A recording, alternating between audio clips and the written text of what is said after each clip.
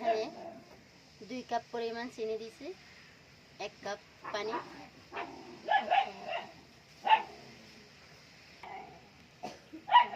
নকশি পিঠাগুলা দাদু পাঠিয়েছিল, এগুলা আঙ্কেলের শ্বশুরবাড়ি থেকে।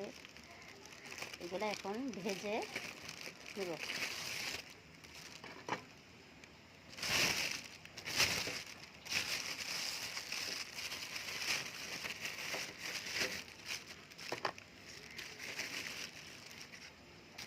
অনেক সুন্দর করে করে ডিজাইন করছে আসলে পিঠাগুলা, এগুলো ব্রাহ্মণবাড়িয়ার পিঠা।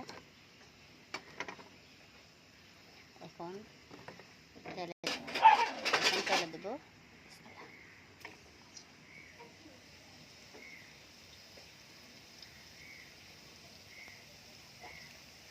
কষিয়ে তেল বেশি।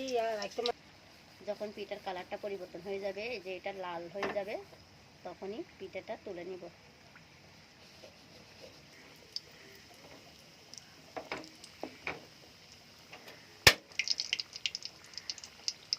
তেল থেকে নিয়ে এখানে শিরাতে দিচ্ছি।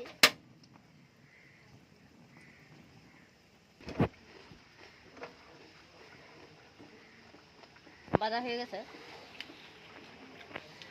গুড় দিয়ে ভাজলে কালারটা সুন্দর আসে, চিনি দিয়ে ভাজছে তাই সাদা কালার আসছে। অনেক ইয়ামি, অনেক